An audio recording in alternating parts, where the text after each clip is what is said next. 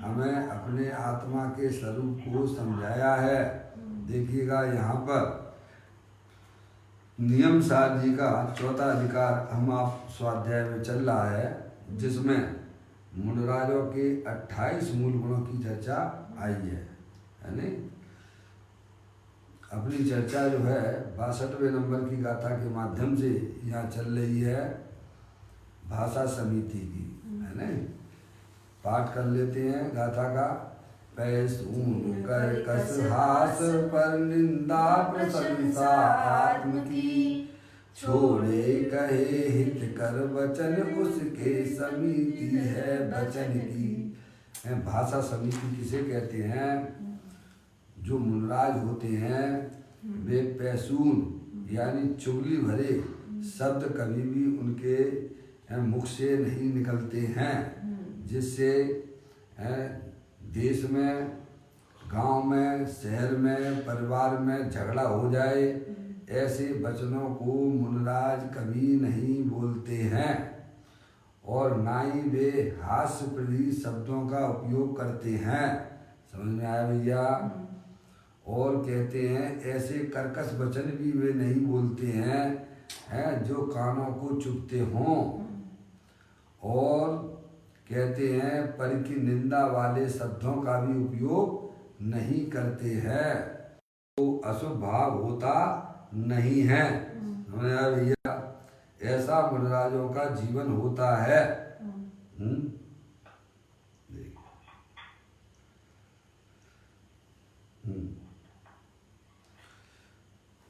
तो कहते हैं पैसून कर्कश हास पर निंदा प्रशंसा आत्म की, है नहीं। छोड़े कहे है, छोड़कर क्या कहते हैं? पप्पू भैया आ गए क्या?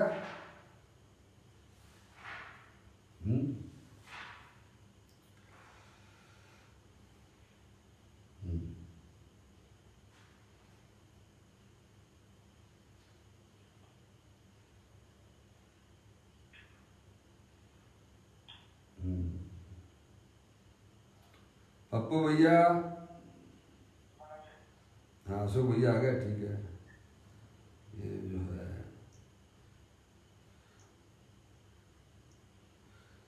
एक मिनट,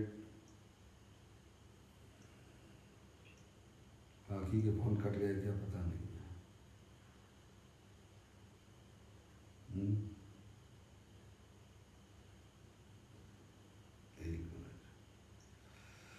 समय पे रहा करना तो कोई इतनी दिक्कत नहीं आती है, लेकिन क्या करें, जीव खुद से ही परेशान है।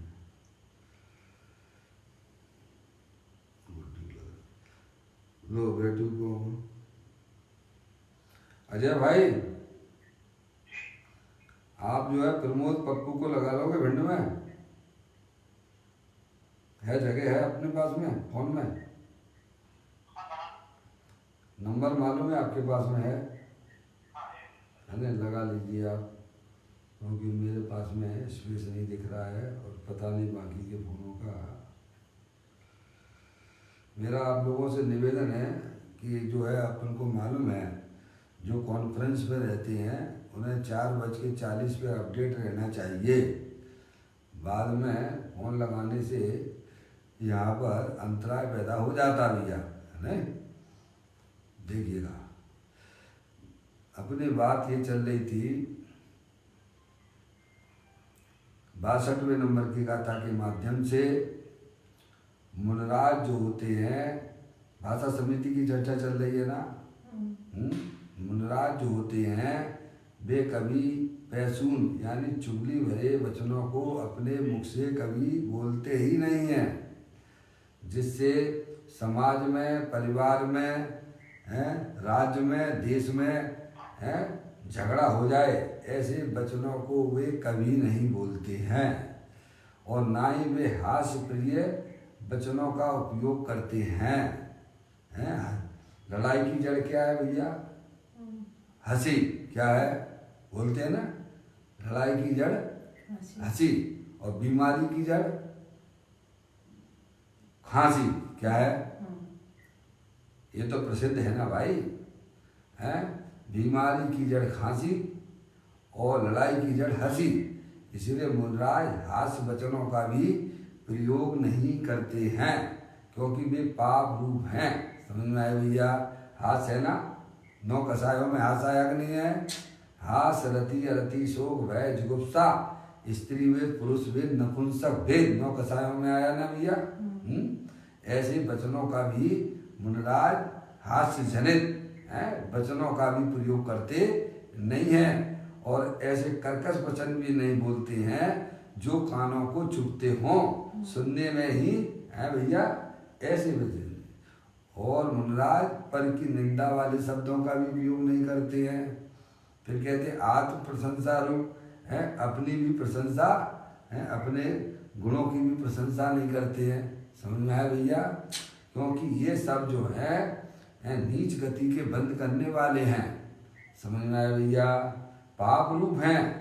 मुनराज जब भी बोलेंगे तो हित मित प्रिय वचन बोलेंगे। दिन रात आत्मा का चिंतन, मृदु संभाषण में वही कथन। समझ गए आप? निर्वस्त्र दिगंबर काया से प्रकट हो रहा अंतर्मन। समझ में आया भैया? जो चीज जो खाते हैं चिंतन में चलती है उनकी उन्हीं चीजों को हित मित प्रिय वचनों के साथ में ही बोलते हैं और नहीं तो चुपचाप रहना ही सर्वोत्कृष्ट समझते हैं। समझ में आया भैया? उनका तो बस एक ही प्रयोजन होता है कि निरंतर अपनी आत्मा में मस्त रहना है भैया, वही वास्तव में उनका प्रयोजन है और हमारा भी प्रयोजन वो ही होना चाहिए। समझ गए आप? इस प्रकार का यह भाषा समिति का वर्णन किया।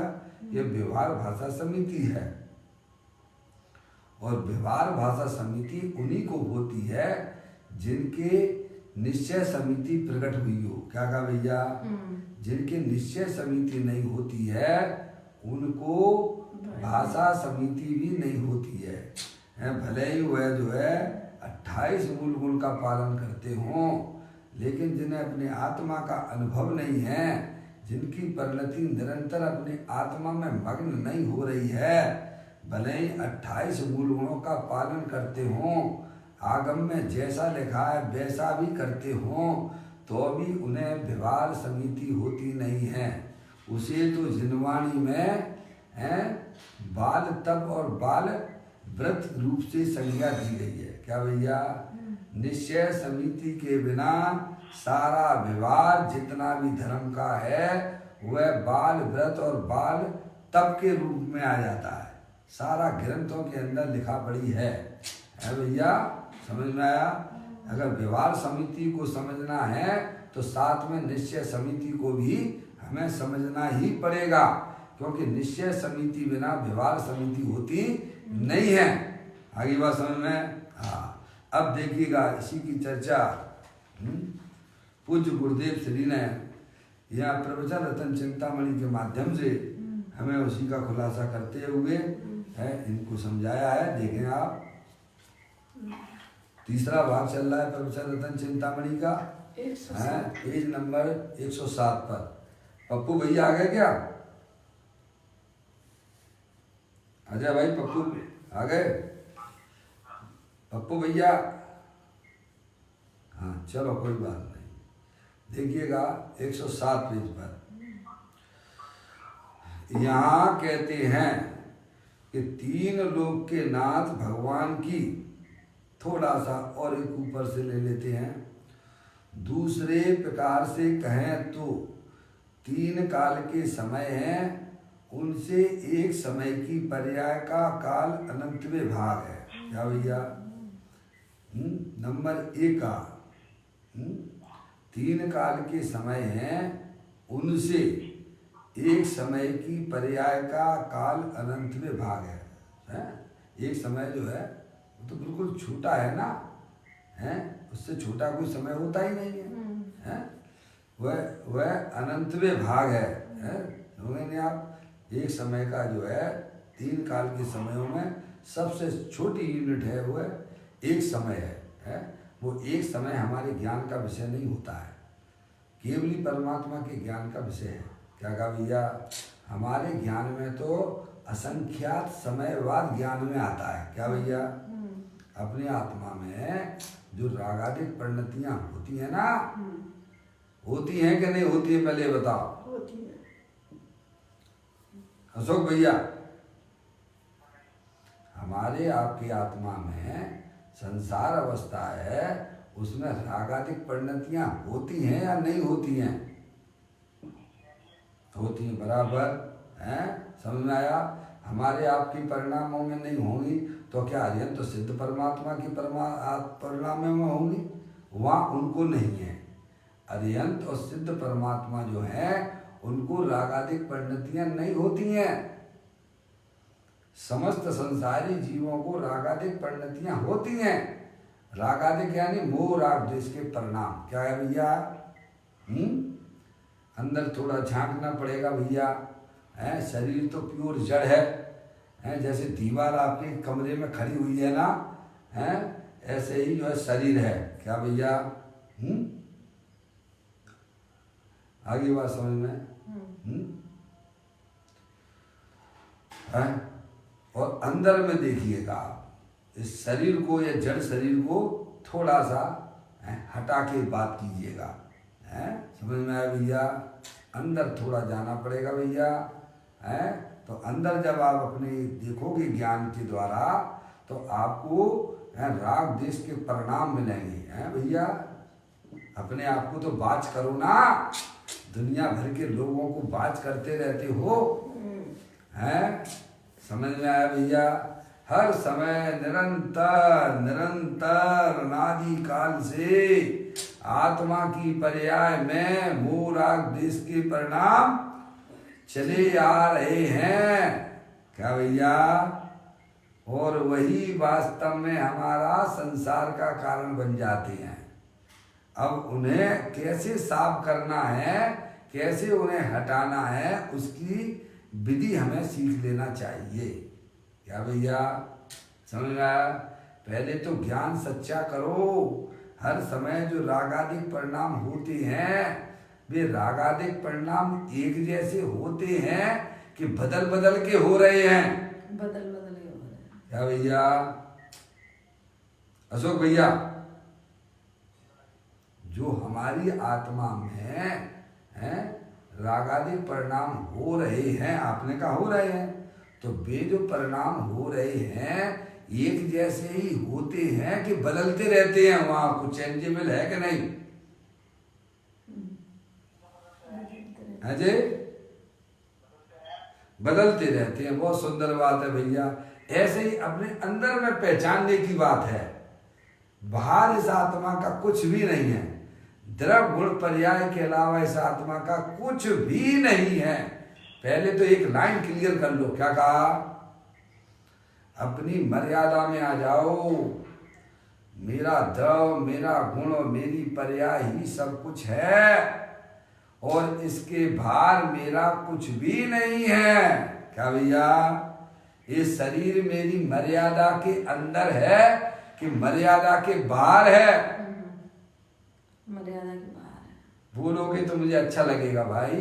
है पता नहीं इसमें आज क्या हुआ है, फोन का है बराबर है कि नहीं है?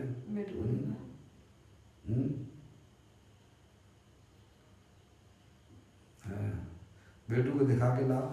सब नहीं जोड़ना तो जोड़ लेना उसमें। समझ में आया भैया? अजय भाई, बात क्या चल रही थी? पहले अपने प्रमाण में आ जाना, अपनी मर्यादा में आ जाना। क्या करना? अपनी मर्यादा है अपना द्रव, अपना गुण और अपनी पर्याय। क्या भैया? ये आत्मा की मर्यादा है और इस मर्यादा के बाहर जो भी चीजें हैं वह आत्मा की बिल्कुल भी नहीं है। क्या भैया? तो शरीर जो है वो आत्मा की मर्यादा में है कि मर्यादा के बाहर है? हाँ, बहुत बढ़िया। देखो भैया, आप साथ साथ चलोगे तो मुझे अच्छा लगेगा। है भैया? अपना मात्र काम अपने तत्व को समझने का है। क्या भैया? पप्पू भैया, पप्पू भैया आज आवाज क्यों नहीं आ रही आपकी? हैं? अच्छा, दूसरे फोन पर है? हैं? हैं? पहले अपने प्रमाण में आ जाना। किस में आ जाना? हैं? लालचंद भाई हुए एक, उन्होंने यह सूत्र निकाला था क्या? प्रमाण में रहना और प्रमाण के बाहर जाना नहीं। क्या भैया? तो अपना प्रमाण क्या है? अपने द्रव, अपने गुण और अपनी पर्याय। क्या भैया? उसके बाहर जो भी कुछ है वह सब प्रमाण के बाहर है। तो शरीर जो है हमारे आपके संयोग में जो दिख रहा है वह प्रमाण में है कि प्रमाण के बाहर है, ये पूछ रहा हूं मैं। भैया जवाब नहीं आया फिर भी है? मैंने आपसे ये पूछा है, ये शरीर जो है आपके क्षेत्र में आता है या नहीं आता है?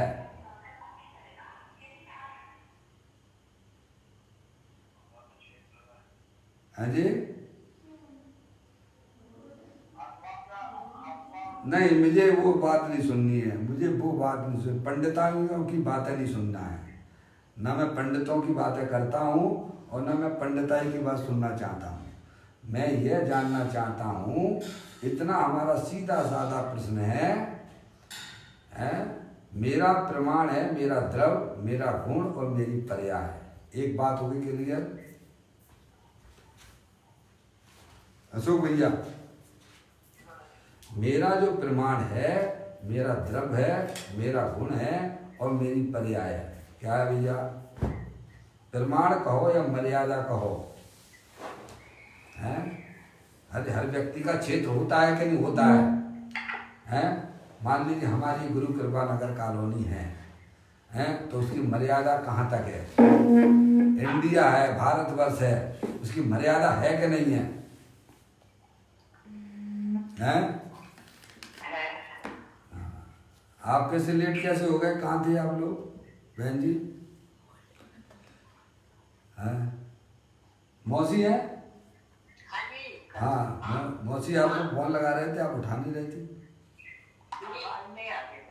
अच्छा, कोई बात नहीं। 4:40 पे आप सावधान हो जाया करो। आपके लिए बहुत बहुत धन्यवाद। क्या वैसे तो हो जाते हो कभी कभार, ऐसा ही है, अनादिकाल से छाया मैं मोह की है। आपने होल्ड पे डाल दिया है क्या? आपसे गलत बटन दब गया था, होल्ड पे कर दिया था। अच्छा, होल्ड पे आ गए थे सब।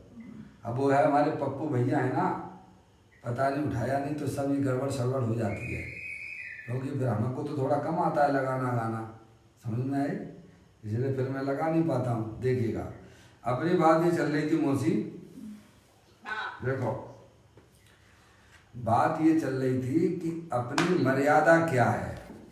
अपनी मर्यादा द्रव है, अपना गुण है और अपनी पर्याय है। क्या भैया समझ में आई? ये अपना प्रमाण है और ये अपना जो है भैया है, ये अपनी मर्यादा है। और इस मर्यादा के बाहर जो भी है वह कैसा, उससे हमारा कोई संबंध नहीं है। जैसे अपना शरीर है, ये शरीर अपनी मर्यादा में आता है या नहीं? मैंने कुछ ऐसा प्रश्न पूछ लिया जिसका जवाब देना थोड़ा कठिन हो रहा हो आपको। शरीर मर्यादा में नहीं आता है, शरीर मर्यादा में नहीं आता। बहुत सुंदर बात, मैं यही सुनना चाहता हूँ अशोक भैया। है हाँ, बस इतनी सी बात है। नहीं भैया समझ में, जो मर्यादा के बाहर है उसे हमें ज़्यादा उसमें ज्ञान लगाने की ज़रूरत नहीं है। क्या समझ में आया भैया? अभी बात ये चल रही थी, एक समय की बात चल रही है ना। एक समय, देखो मैं यहाँ पढ़ रहा था, यहाँ यह लिखा हुआ है 3 काल के समय हैं, उनसे एक समय की पर्याय का काल अनंत में भाग है। पहला नंबर इन्होंने ये कहा है, एक समय जो है वह काल की सबसे छोटी यूनिट है उससे छोटा, एक समय से छोटा कुछ होता नहीं है। बराबर। अब जो एक समय है वो हमारे ज्ञान का विषय नहीं होता है। क्या कहा भैया? हमारे ज्ञान का विषय तो असंख्यात समय ज्ञान में आता है। हमारी आत्मा की पर्याय में जो भी कुछ हो रहा है, अभी हमारी आत्मा की पर्याय में संसार अवस्था में रागादिक परिणाम हो रहे हैं। क्या हो रहे हैं? बराबर। रागादिक परिणाम कहाँ होते हैं? शरीर में होते हैं कि आत्मा की पर्याय में होते हैं? आत्मा की पर्याय। बस है नहीं, बस इतनी सी बात है भैया, है नहीं। तो जो रागादिक परिणाम होते हैं वे हमेशा एक जैसे ही होते हैं? क्या उनमें कुछ बदलाव भी होता रहता है? बदलाव रहता है भैया, ये तो सब अनुभव की बातें है ना भैया। इतना तो ज्ञान की प्रवृत्ति अंदर होना चाहिए ना, है। और जो रागादिक परिणाम होते हैं ना भाई, हैं, वे बदलने वाले हैं। हर समय अपने आप बदल रहे हैं, उनको आपको बदलने की कोई जरूरत नहीं है।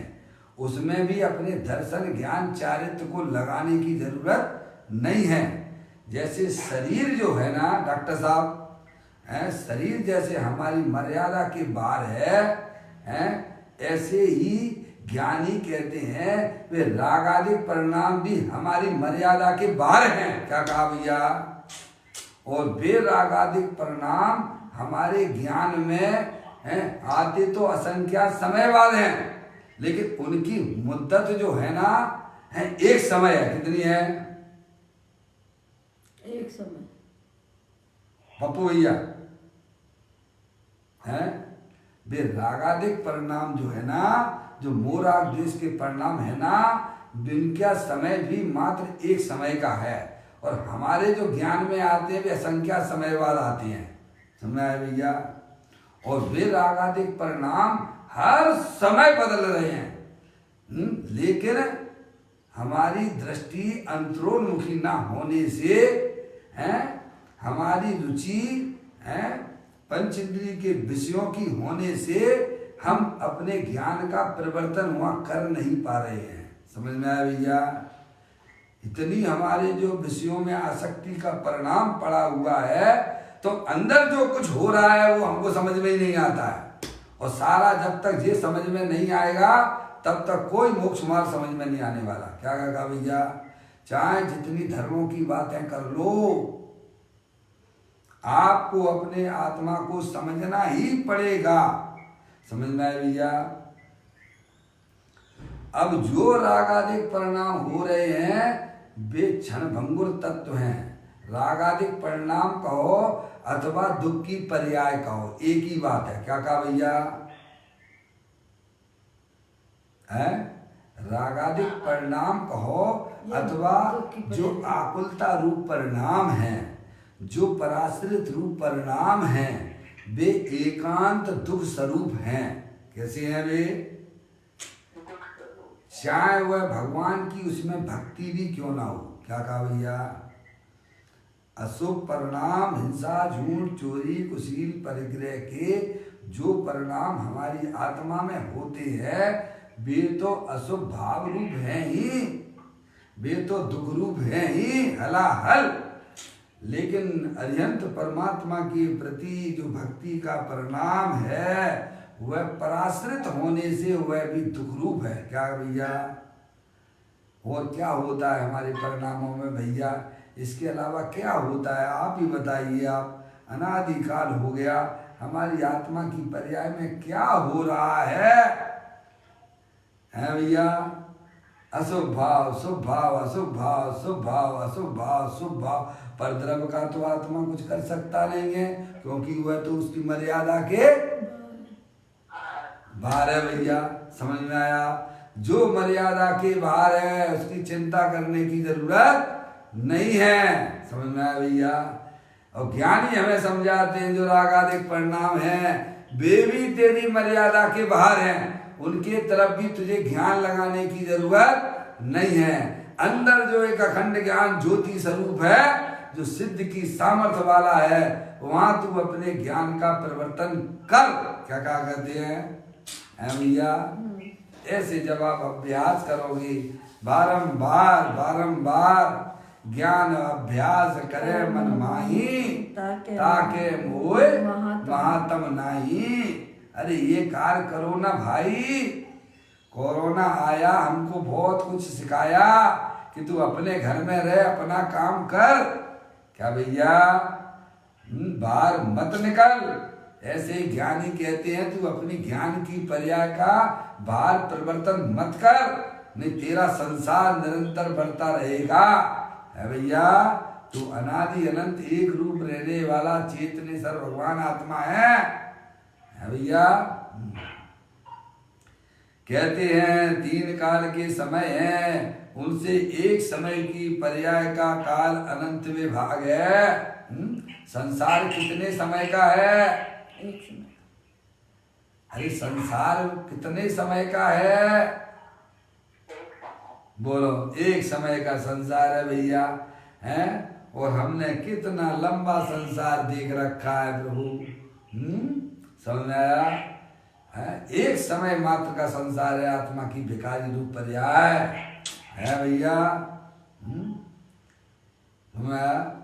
तो कहते हैं उनसे एक समय की पर्याय का काल अनंत में भाग है। और 2 नंबर 3 काल के समय है, उनसे संख्या अपेक्षा अनंत गुण आत्मा में है भैया। देखो उसी समय है, पर्याय के पीछे देखो, पर्याय के पीछे देखो। जैसे हमने आपसे कहा कि शरीर को बाध कर दीजिए आप, है? फिर मैंने कहा कि राग की पर्याय को भी बाध कर दीजिए आप, है? पर्याय को भी बाध कर दीजिए। और एक समय की पर्याय जो है, जो परमानेंट रूप में चल रही है, उसको भी बाध कर दीजिए। उसके पीछे देखिएगा। कहाँ देखना है? सबसे पार है भैया? पर्यायों से पार। उस पर्याय के पीछे देखोगे तो आपका भगवान आत्मा अनंत शक्तियों के भंडार वाला मिलेगा।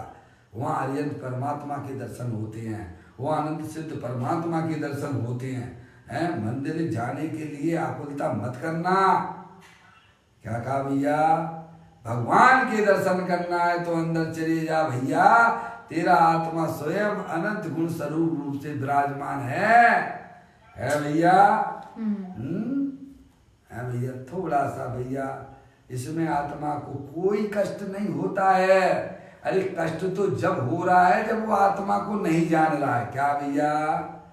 है? आत्मा को नहीं जानने पर तो पर्याय में कष्ट होता है। समझ में आया भैया? और आत्मा को है भैया जानने पर आत्मा की पर्याय में निराकुलता की उत्पत्ति तो हो ही जाती है तत्काल। तत्काल धर्म तत्काल का नाम है। समझ में आया भैया? और उसको है भैया अनंत सुख भी मिलने वाला है जो सिद्ध परमात्मा को मिला है। समझ में आया भैया? ऐसी लॉटरी खुलती है।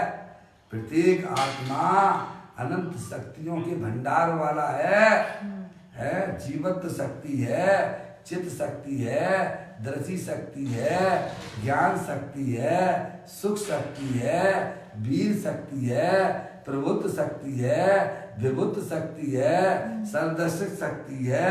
ऐसी अनंत शक्तियों का पिंड भगवान आत्मा देव जीवन में विराजमान है। तू वहां पे अपनी ज्ञान की प्रवृत्ति कर। शरीर रागादिक एक समय की पर्याय को बाध कर दे। भैया ऐसा कोई धर्म है भैया? यहाँ कहते हैं 3 काल के समय हैं, उनसे संख्या अपेक्षा अनंत गुणे गुण आत्मा में है। तो गिन भी नहीं पाएगा, इतने गुण हैं तेरी आत्मा में।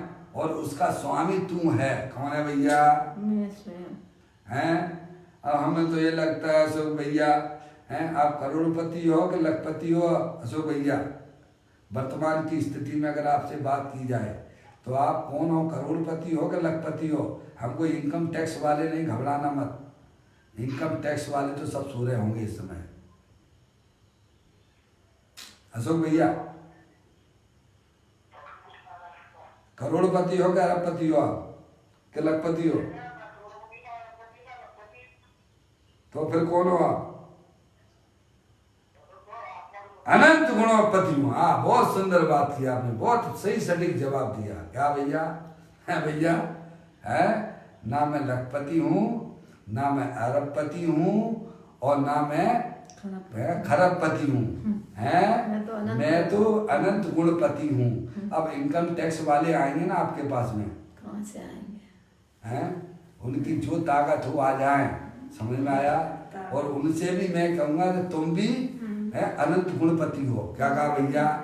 सबके पल्ले लाल लाल बिना कोई नहीं है भैया, वहां पे किसी का बस नहीं चलता है। ऐसा तू अनंत गुणों का पति है, पति यानी तू उसका मालिक है।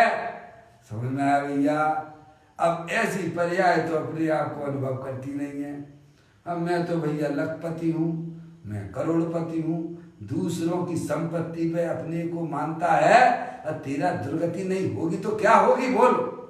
हैं?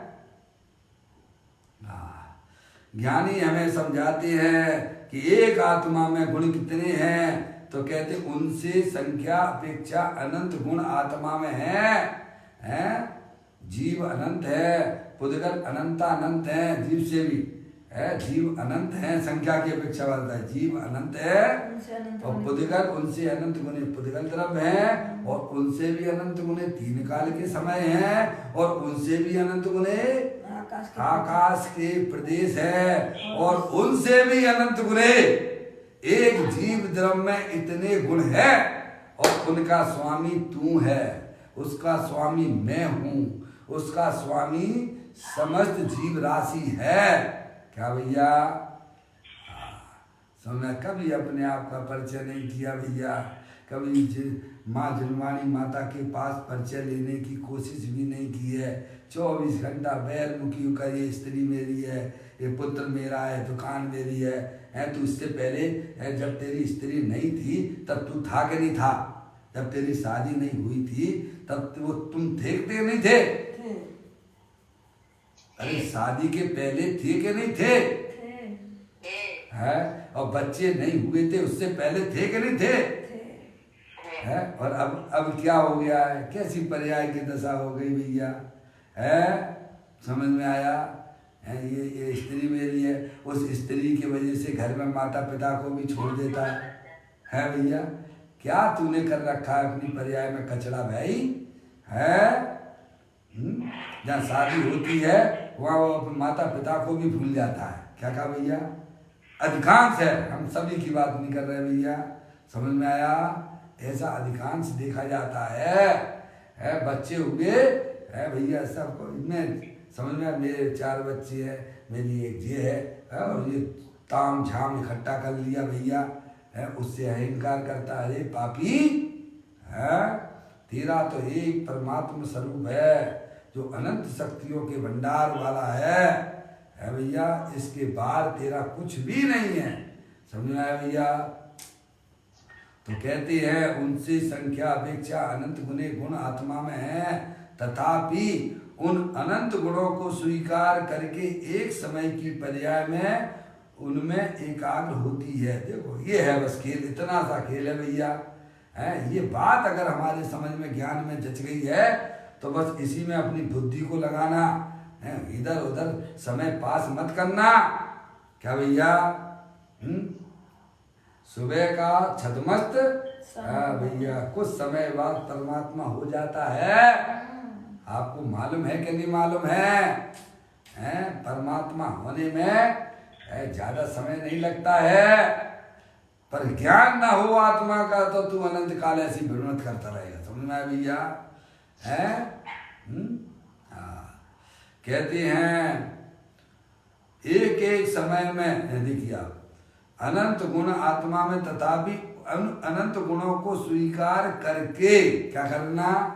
हाँ मैं ऐसा आत्मा हूँ, मैं चेतनेश्वर भगवान आत्मा हूँ, अनंत शक्तियों के भंडार वाला हूँ, शरीर रागादि की मेरी वस्तु नहीं है, ये सब कर्मकृत वस्तु है, इससे हमारा कोई संबंध नहीं है। इधर अस्थि करना कि मैं ऐसा आत्मा हूँ और ये शरीर रागादि मेरे नहीं है, ऐसी जहाँ स्वीकृति होती है, क्या कह रहे? उसको कहते हैं सम्यक दर्शन, सम्यक ज्ञान। क्या कहते हैं? क्या कहा भैया? सम्यक दर्शन, सम्यक अपने आत्मा की स्वीकृति करना कि मैं आत्मा हूँ, मैं मनुष्य नहीं हूँ, मैं स्त्री नहीं हूँ, अरे मैं रागी द्वेषी भी नहीं हूँ, मैं तो अनंत गुण का भंडार भगवान आत्मा हूँ, जिसमें ज्ञान रहता है, जिसमें दर्शन रहती है, जिसमें चारित्र रहता है, जिसमें सुख रहता है भैया, जिसमें वीर लबालब भरा हुआ है।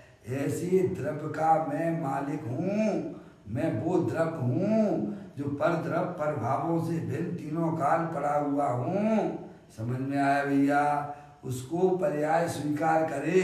अरे स्वीकार करने वाली पर्यायी होती है और नकार करने वाली कौन है? पर्यायी होती है। कौन होती है? इस शरीर को स्वीकार करने वाला द्रव्य है कि गुण है कि पर्याय है? अपने आप को मनुष्य स्त्री रूप से देखते हो, वो कौन देखता है? पर्याय देखती है भैया। कौन देखता है? वह पर्याय देखती है, पर वह पर्याय बेकार रूप पर्याय है, बहिर्मुखी पर्याय है क्योंकि आत्मा कभी शरीर रूप होता ही नहीं है। ऐसी जब तक हमारे अंदर में मान्यता रहेगी तब तक हमें संसार के पर भ्रमण से कोई नहीं रोक सकता है। कितनी भी भगवान की भक्ति कर लो, कितनी भी भगवान की पूजा कर लो, कितने भी शास्त्रों को पढ़ लीजिए आप, क्या भैया, कितने भी अनुव्रत ले लीजिए, कितने भी महाव्रतों को ग्रहण कर लीजिए, है भैया, जब तक आपकी मान्यता में परिवर्तन नहीं आएगा, है भैया, मैं मनुष्य नहीं हूँ, मैं आत्मा हूँ, आत्मा हूँ, आत्मा हूँ, है भैया, इसकी माला जपा करो, है वो माला तो छोड़ दो, है भैया। क्या कहा है? अपने आत्मा की माला जपना अजपा है भैया, उसमें किसी प्रकार का है रुकावट पैदा मत करना, है भैया। अंतरोन्मुखी उपयोग के द्वारा अपने आप को चेतन स्वरूप से स्वीकार करना। तो कहते हैं उन अनंत गुणों को स्वीकार करके, स्वीकार का मतलब ये हुआ कि अपने आप को आत्मा जानना, अपने आप को आत्मा मानना। मौसी क्या हुआ? स्वीकार का मतलब मैं स्त्री नहीं हूँ, हाँ मैं स्त्री नहीं हूँ, है मैं पुरुष नहीं हूँ, है भैया, मैं शरीर ही नहीं हूँ, है, और ये रागी भी नहीं हूँ, पापी भी नहीं हूँ, है, ये तो बदलने वाली पर्याय है, हर समय बदल रही है, इनका प्रभाव संसार अवस्था में कंटिन्यू बदलते हुए चल रहा है, पर मेरा भगवान आत्मा उनसे भी निराला है। अंदर देखिए ज्ञान का परिवर्तन हो रहा है भैया। ऐसे शरीर रागादिक तो मेरी आत्मा के अंदर भी प्रवेश करते नहीं है। ऐसा मैं चेतनेश्वर भगवान आत्मा हूँ, ऐसी जहाँ स्वीकृति होती है तो उसे कहते सम्यक दर्शन, सम्यक ज्ञान। क्या कहते हैं भैया? स्वार्थ के साँचे पर मारत के साँचे चित, साँचे साँचे वैन कहें साँचे जैन मती हैं, काहू के विरुद्धि नाई पर जाए बुद्धि नाई, आत्म गवेषी न ग्रस्त है। क्या भैया? है भैया, क्या कहते हैं? है भैया, आप श्रावक हो के नहीं हो? हैं अभी यहाँ तो कह रहे कि तुम लोग श्रावक भी नहीं हो, आप पहले है श्रावक कौन है? अरे श्रावक शरीर का नाम है भाई, तुम शरीर ही नहीं हो तो श्रावक कहाँ से हो गए? और मुनि हो के नहीं हो? मुनि तो कह दो कि ही नहीं हम, अरे तुम श्रावक भी नहीं हो। इस भजन की कविता के अंदर लिखा हुआ है, मैं कोई अलग से बातें नहीं कर रहा हूँ। स्वार्थ के सांचे पर मारत के सांचे चित, सांचे सांचे बहन कहे साँचे जैन मती है, काहू के विरुद्धि नाई पर जाए बुद्धि नाई, आत्म गवेषी न ग्रस्त है न मुनि है। आप ग्रस्त हो क्या? फिर आपने कैसे कह दिया है? अरे भाई, दिया तले ही अंधेरा हो रहा अपने आप को पहचानने की कोशिश कीजिए। जब मैं मनुष्य ही नहीं हूँ तो मैं गृहस्थ हूँ, मैं मुनि हूँ, ये तेरी मान्यता मिथ्यात भरी हुई है। और जब तक हमारे अंदर में मिथ्यात का कण भी रहेगा तब तक मुक्ति होने वाली नहीं है। धर्म का कितना भी बड़ा चोला ओढ़ ले, समझ में आया भैया? अपना एक घड़ा सही कीजिए कि आप चेतनेश्वर भगवान आत्मा हैं, ये शरीर आप नहीं हैं। और ये रागादिक परिणतियां तो आने जाने वाली हैं, इनकी तो क्या बात करना। समझ में आया भैया? मैं तो चेतनेश्वर अखंड ज्ञान ज्योति स्वरूप वाला हूँ, समझ में? ऐसा अपने आत्मा को स्वीकार करे तो उसको कहते हैं सम्यक दर्शन, सम्यक ज्ञान। क्या कहते हैं? ये बात यहाँ कही, क्या कहा? देखो, उन अनंत गुणों को स्वीकार करके, स्वीकार कैसे करोगे भैया? है मैं जानने देखने वाला आत्मा हूं, तो जब आपने अपने आप को जानने देखने वाला माना, जाना, तो फिर जो है भैया शरीर रागादिक तो एक तरफ हट गए ना, वे तो पहले से ही अलग थे। है जब ऐसा ज्ञान में आया मैं तो चेतनेश्वर भगवान आत्मा है, तब इस आत्मा की नींद खुलती है। क्या कहा भैया? समझ में आया भैया? समझ में आया? तब उसकी निद्रा खुली, अरे मैं तो परमेश्वर भगवान आत्मा हूँ, मेरे में और सिद्ध परमात्मा में कोई अंतर पहले भी नहीं था, अभी भी नहीं है और कभी होने वाला भी नहीं है। ऐसे जो आत्मा को अंतरोन्मुखी उपयोग के द्वारा स्वीकार करता है उसे सर्वज्ञ देव परमात्मा धर्म कहते हैं, उसे सम्यक दर्शन, सम्यक ज्ञान कहते हैं। इतनी बात तो ये भी आई। अब देखना आगे चारित्र की बात की। कहते हैं अनंत गुण, अनंत गुणे गुण आत्मा में, तथापि उन अनंत गुणों को स्वीकार करके एक समय की पर्याय है, एक समय की पर्याय स्वीकार करती है भैया। स्वीकार करने वाली पर्याय होती है और उनमें एकाग्र होती है। क्या? कौन एकाग्र होता है? स्वीकार करने वाली भी पर्याय है और उसमें वह पर्याय एकाग्र होती है। किसमें एकाग्र होती है? बस वो समझ लीजिए, वो पर्याय भटकती हुई पर्याय अपने ज्ञाय प्रभु परमात्मा में आ गई भैया। अरे बाहर किसको सुख मिलता है भैया? आप कितनी भी संवेद शिखर जी की यात्रा करके आ जाओ है भैया, आपको शांति मिली क्या? है कहते हैं भैया हमें तो घर में ही शांति मिलती है, तो निकले क्यों थे? हैं वो साफ गलती हो गई, गलती मानो। हैं प्रभु मेरे से गलती हो गई, मैं बाहर भटक रहा था, धर्म के नाम पर भी बाहर भटक रहा था। समझ में आया? सारा खेल अंतर में था। अपने घर किसको शांति नहीं मिलती है भैया? एक चिड़िया के बच्चे चार, पंख पसारे निकले बाहर, पूरब से पश्चिम को जात, उत्तर से दक्षिण को जात, आकर माँ को हाल सुना, देख लिया सारा संसार, अपना घर है सबसे प्यारा। क्या भैया? अनादिकाल से हमारी आपकी पर्याय बैर उनकी होकर पंच इंद्रिय के विषयों में सुख मान रही थी, आज उसे यह ज्ञान हुआ कि सुख स्वरूपी भगवान आत्मा तो हमारे पास नहीं है, तो वह पर्याय विमुख होती हुई, पर द्रव प्रभावों से विमुख होती हुई अपने गायक प्रभु परमात्मा की तरफ चली जाती है और समा जाती है, और केवल ज्ञान मोक्ष की पर्याय भी अल्पकाल में प्रकट हो जाती है। क्या भैया? वो ये कह रहे हैं पहले अपने आत्मा को स्वीकार करो कि मैं चेतनेश्वर भगवान आत्मा हूँ, और फिर तत्पश्चात है जिसने अपना घर देख लिया है, अब वह पर्याय उसी घर में रहना पसंद करती है। क्या कहा भैया? टेस्ट कर लिया ना उसने, उस पर्याय ने टेस्ट कर लिया ना, अरे मैं अपने आप को आत्मा मानता हूँ, जानता हूँ, तो विकार कपूर की तरह उड़ जाता है। समझ में आया भैया? मान्यता सही हो गई तो अब यह पर्याय अब निरंतर अपने ध्यायक प्रभु परमात्मा में ही रमण करना चाहती है।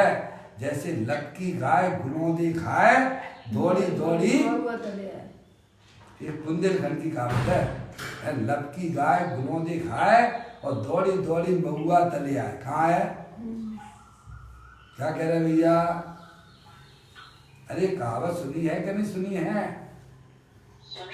है लपकी गाय गुनों दे खाए और दौड़ी दौड़ी महुआ यानी मौसी है वो पेड़ होता है नहीं बरगद का जिसमें फल लगते है ना, है क्या लगते हैं? गूगल गुलौदा लगता है, गूगल लगता है ना, वो अनंत जीव रहती है उसके अंदर। समझ में आया भैया?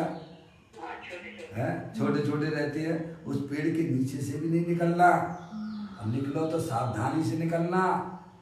उसमें है छोटे छोटे फल में भी अनंत जीव होते हैं। समझ में आया?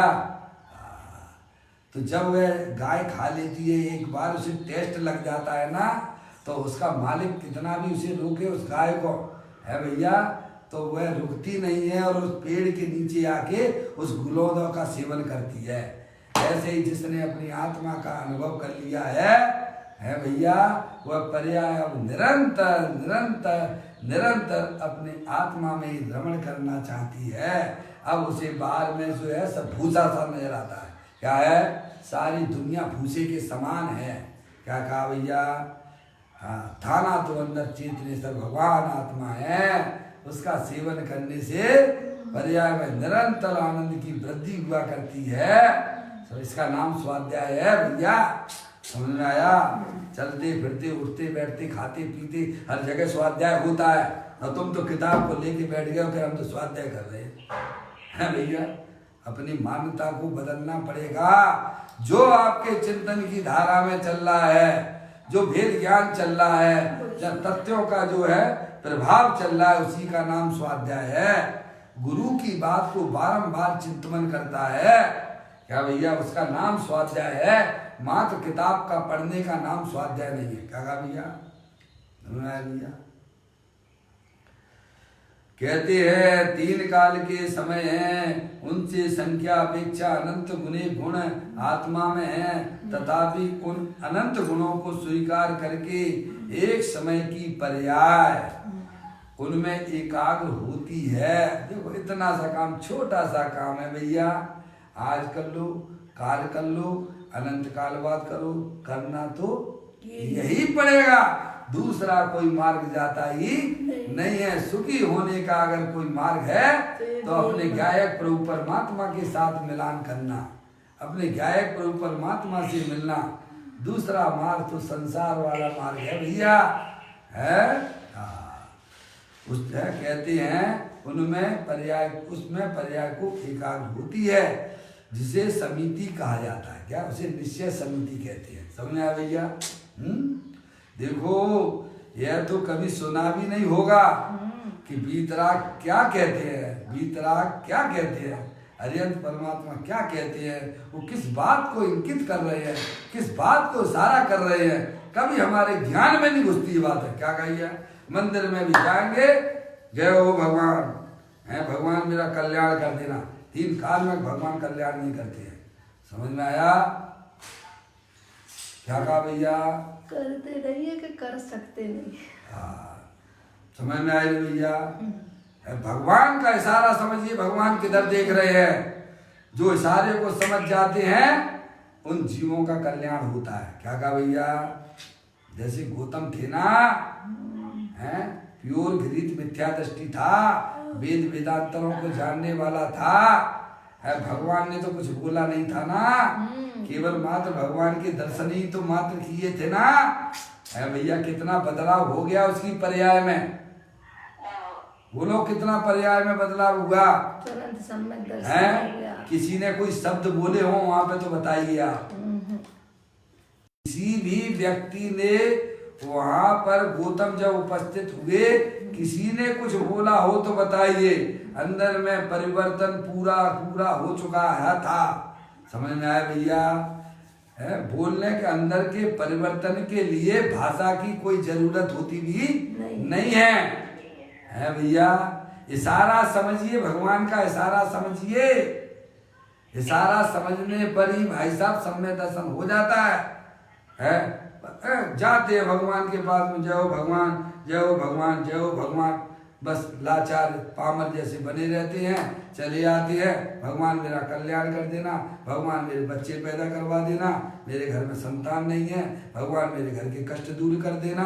क्या भैया, अरे भगवान से भी तो पूछो, एक घर छोड़ के बैठ गए भाई, है समझ में आया कि नहीं आप? ऐसे ऐसे महामूर्ख लोग हैं जो महावीर जी में जाके उल्टा शांतियां बनाते हैं। क्या करते हैं, काय के लिए करते हैं?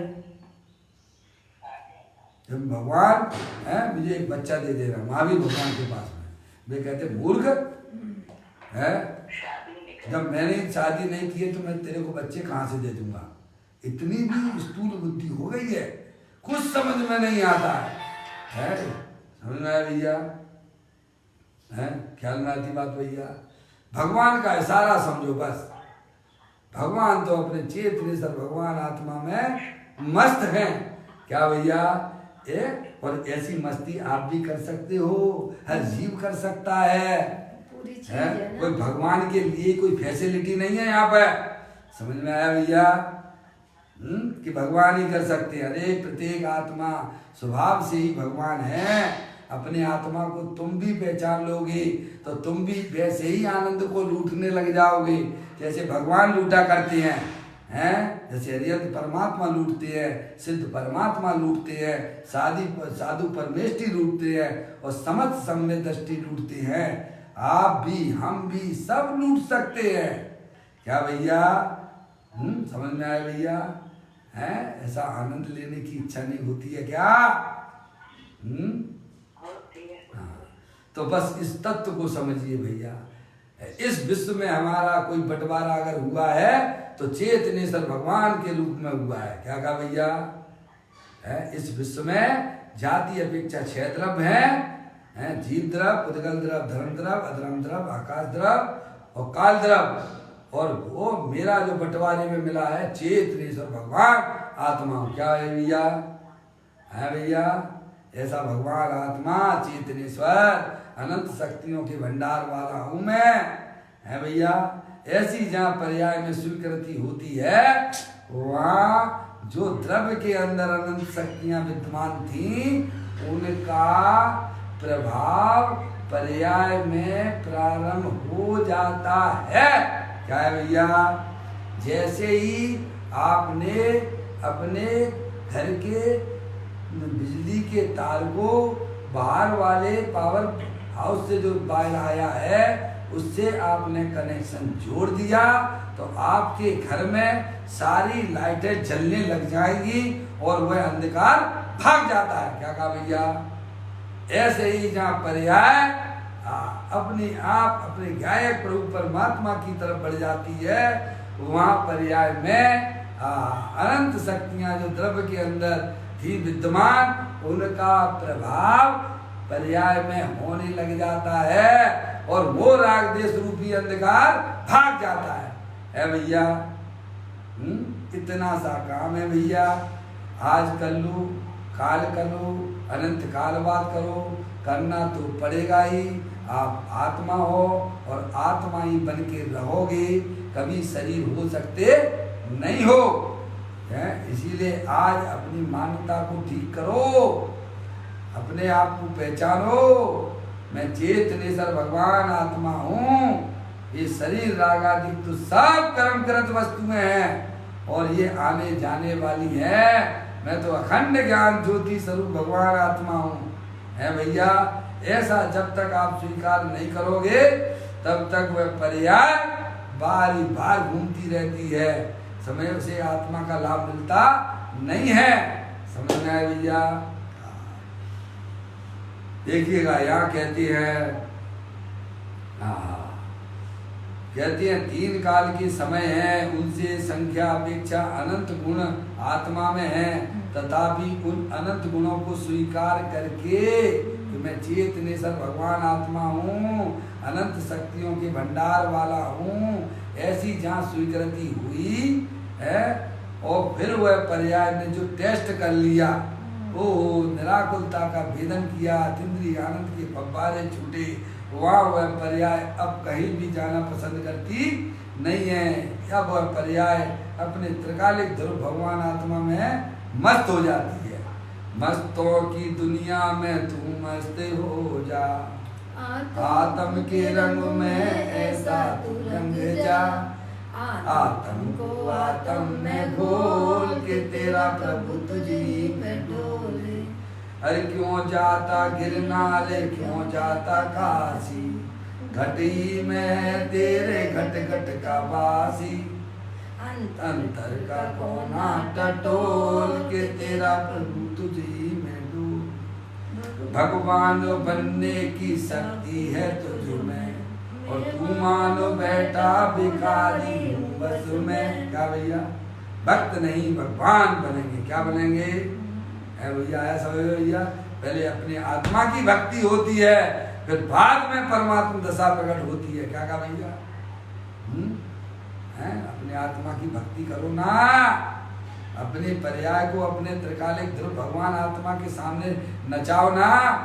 पर पुरुषों के सामने नचते हो है भैया तो तेरे को शोभा नहीं देता है।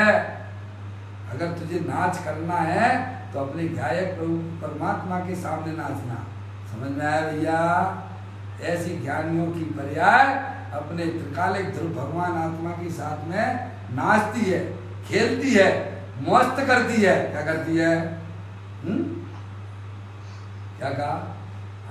केली करे शिव मार्ग में जग माई जिनेश्वर के लघुनंदन है। केली करते करते करते करते ज्ञानी अपनी आत्मा के साथ केली करता हुआ केवल ज्ञान को प्राप्त करता है।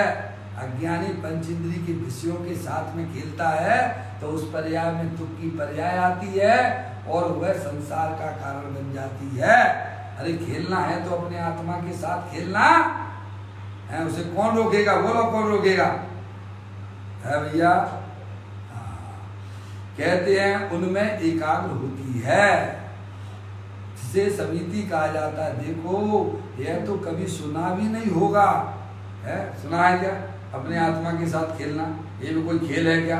अरे यही एक खेल है, बाकी तो सब जो मिथ्या खेल है। क्या है भैया?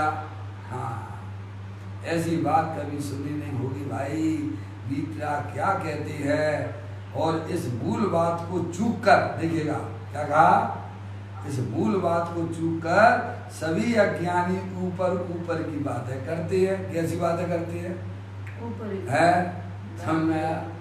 है भगवान की पूजा करो, भक्ति करो, है हो जाएगा तुमको धर्म, दान दे दो, भगवान की प्रतिमा विराजमान करवा दो, है अणुव्रत ले लो, महाव्रत ले लो। ये सब ऊपर ऊपर की बातें हैं। समझ में आया? ये धर्म के नाम पे ऊपर ऊपर की बातें हैं। समझ गया? अंदर की बात तो ये है कि मैं चेतनेश्वर भगवान आत्मा हूँ। मैं मनुष्य नहीं हूँ, मैं स्त्री नहीं हूँ, मैं रागी नहीं हूँ, मैं द्वेषी नहीं हूँ। मैं तो चेतनेश्वर भगवान आत्मा हूँ और उसमें ही अपनी पर्याय को रमण कराना, ये अंदर की बातें हैं। समझ गया? ये वास्तविक धर्म है। अब देखिएगा, यहाँ कहते हैं तीन लोक के नाथ भगवान की वाणी में निश्चय समिति इस प्रकार आई है। भैया ये भगवान के घर की बातें हैं, दिव्य ध्वनि में आई हुई बातें हैं। कि कहते हैं तीन लोक के नाथ भगवान की वाणी में निश्चय समिति इस प्रकार आई है कि निगोद के अतिरिक्त कोई भव नहीं कर सके। है निगोद के अतिरिक्त कोई भव नहीं कर सके। ऐसे जो निगोद के अनंत जीव हैं, उस एक एक जीव में भी तीन काल के समय से अनंत गुण है भैया। ऐसे अनंत गुणों में वर्तमान शत्रु पर्याय, वर्तमान की बात की ना, वर्तमान शत्रु पर्याय उनका स्वीकार करे करके हैं। वर्तमान शत्रु पर्याय उनका स्वीकार करके अंतर एकाग्र हो। आपके पास में वर्तमान पर्याय भी है भैया, अपना त्रिकालिक ध्रुव भगवान आत्मा भी है जिसकी पर्याय है। अब देरी किस बात की है भैया? है कहते हैं स्वीकार करके अंतर एकाग्र हो। मैं आत्मा हूँ, मैं मनुष्य नहीं हूँ, मैं रागी द्वेषी नहीं हूँ, मैं तो चेतनेश्वर अखंड ज्ञान ज्योति स्वरूप हूँ। ऐसा स्वीकार करके अपनी पर्याय को उसी में भ्रमण कराना। अरे वो तो फिर भ्रमण करने लग जाती है। तुम्हारा काम तो इतना ही है।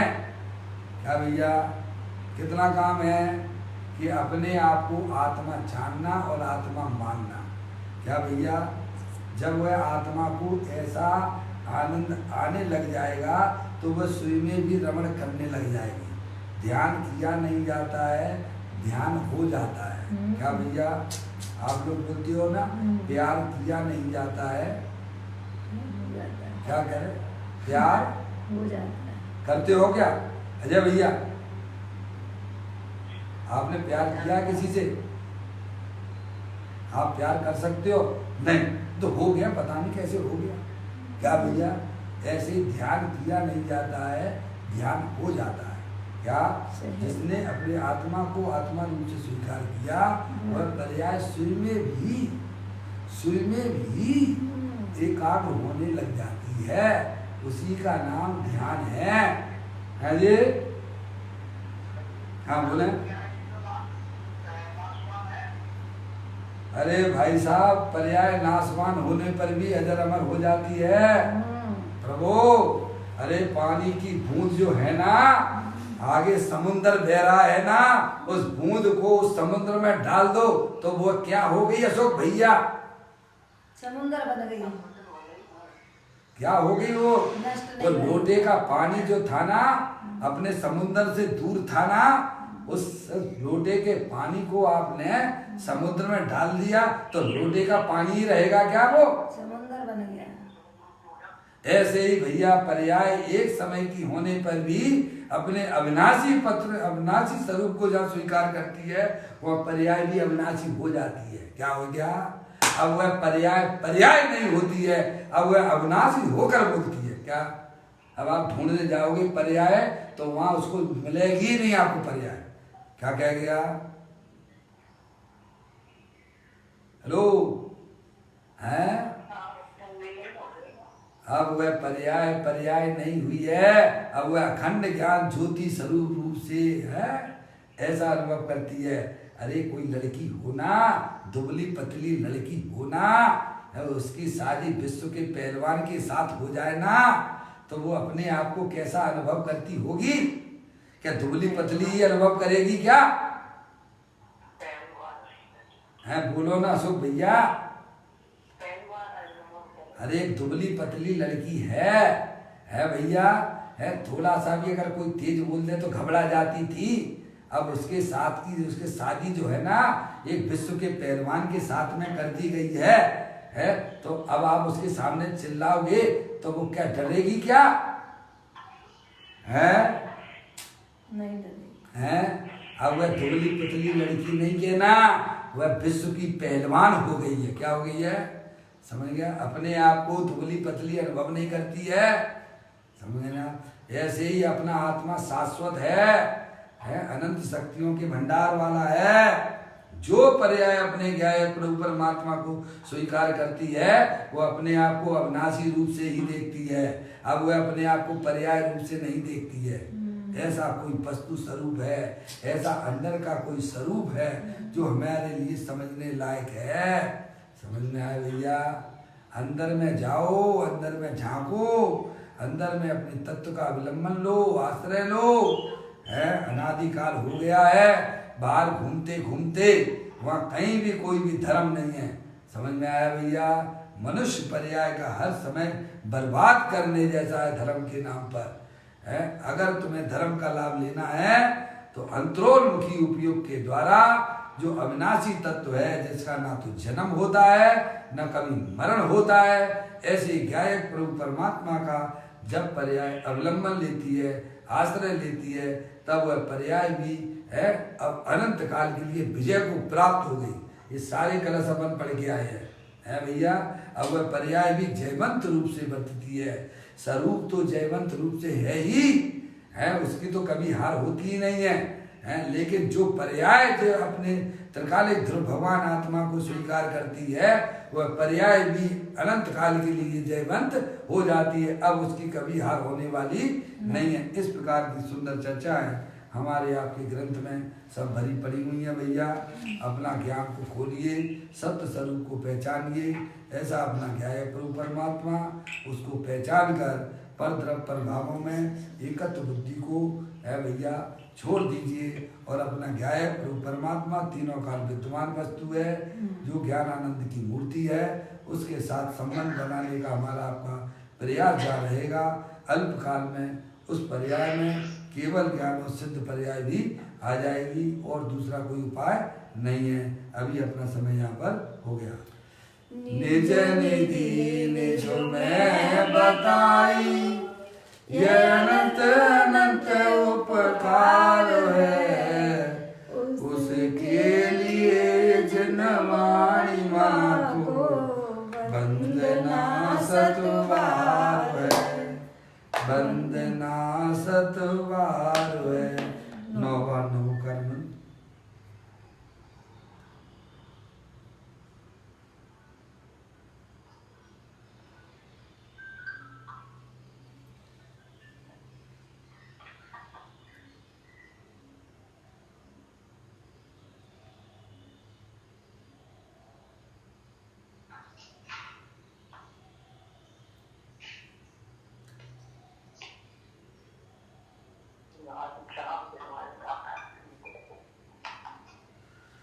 बोलो द्वादशांग दिनमणि माता की जय, मां जैन धर्म की जय। सभी साधर्मी आत्मार्थी बंधुओं को सादर जय जिनेंद्र, जय जिनेंद्र, जय जिनेंद्र।